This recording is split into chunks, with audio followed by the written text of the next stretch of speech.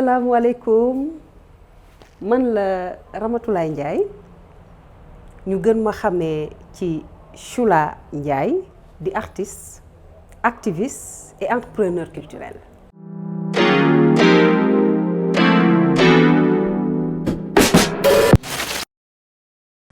Shula nag ñu ngi ma koy woowee depuis mes débuts 1996 ma am chance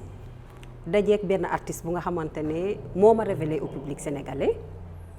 bi may révélé au public sénégalais dafa fekk nag ñu doon def benn duo waaye bii dara desul lu dul ñu war a wut benn tur bu nga xamante ni ku koy wax doo juum foo mënti jóge ci àddina bi si la Shula juddu ñii daan nañ ma woowee Ramsès ñii Shulaay ñii yeneen choupette loo bëgg rek mais bii dara desul lu dul choisir usaane ma waa Shula ci surnom yi ma la wutal yëpp ban moo la ci gënal ma nekk nañ garder Shula noonu la nangoo ñu may woowee Shula donc depuis 96 on m'appelle comme nom de scène Shula Ndiaye.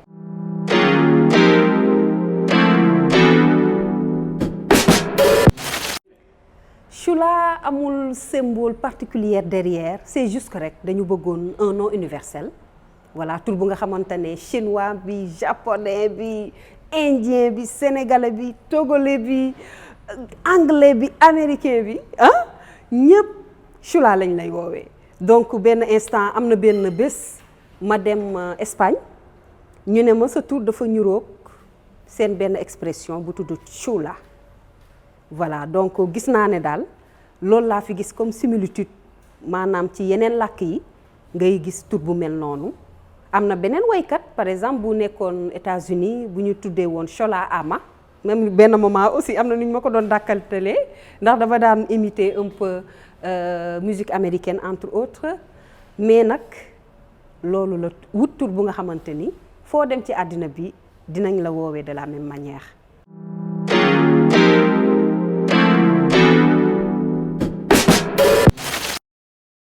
benn anecdote mooy bés bi ñu soppee sama tur bi alors dañu xam nga musique bi fu ne ngay dem di jouer j'étais partie quelque part au niveau de Yarax ma am fa nag benn spectacle bu mag ak grand Ouza ndeysaan léegi xam nga rek sama mbokku lébu yi ah léegi vraiment ñu teral ñu fa dalal ñu def ko concert bu rëy rëy rëy ndeysaan population yi ànd ak ñun dugg ci kër yi vraiment très accueillant loolu duma ko fàtte mukk bi ma demee ma am sama benn maam bu ma fekk ak njaboot gi yëpp foofu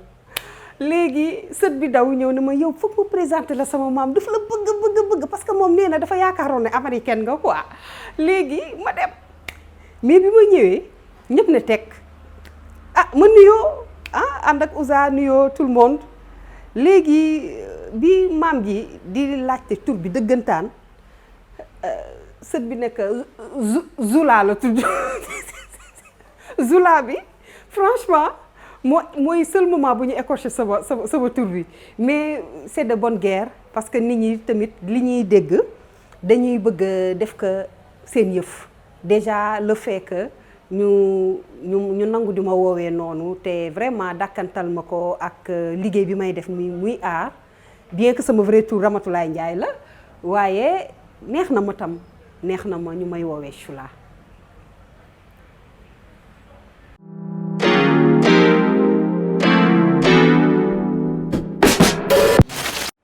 Aye WANNELTV